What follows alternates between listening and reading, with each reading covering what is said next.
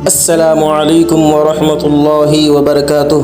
کیا آپ جانتے ہیں حضرت عزرائیل علیہ السلام کن باتوں پر مامور ہیں؟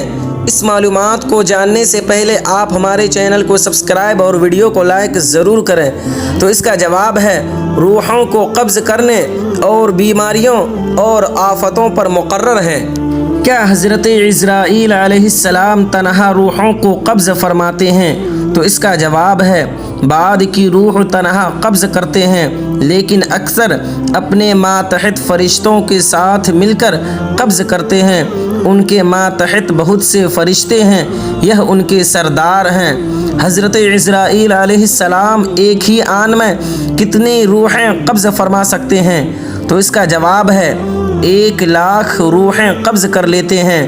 حضرت ملک الموت کی قدرت تمام اہل مشرق اور مغرب اور تمام دریاؤں اور ہواؤں کے رہنے والوں پر ایسی ہے جیسے کسی شخص کے سامنے دسترخوان ہو، اب وہ جو چاہے اٹھا لے، خواہ مرنے والا مشرق میں ہو یا مغرب میں۔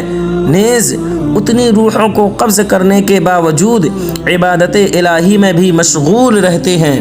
کیا حضرت ملک الموت روح قبض کرنے کے بعد خود لے کر جاتے ہیں یا دوسرے فرشتوں کے حوالے کر دیتے ہیں؟ تو اس کا جواب ہے مومن کی روح رحمت کے فرشتے اور کافر کی روح عذاب کے فرشتے کے حوالے کر دیتے ہیں۔ حضرت ملک الموت کے ساتھ کتنے فرشتے ہوتے ہیں؟ تو اس کا جواب ہے 14 فرشتے ہوتے ہیں، 7 رحمت کے اور 7 عذاب کے، اور بقول بعد 500 ہوتے ہیں۔ کیا حضرت ملک الموت صرف انسانوں کی روح قبض کرتے ہیں یا ہر جاندار کی؟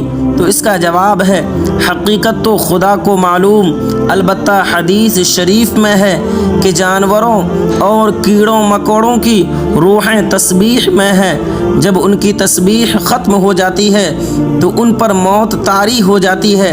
ان کی موت ملک الموت کے قبضے میں نہیں، یعنی اللہ تبارک و تعالی ان جانوروں کی زندگی بلا واسطہ ملک الموت ختم کر دیتا ہے۔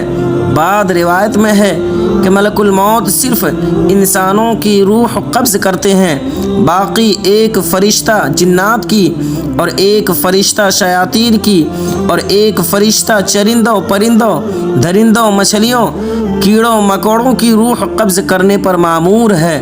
بعد روایت میں ہے کہ ملک الموت ہر جاندار یعنی انسانوں، جن اور تمام بہائم کی روح قبض فرماتے ہیں۔ حضرت عزرائیل علیہ السلام کو روح قبض کرنے پر مامور کرنے کی کیا وجہ ہے؟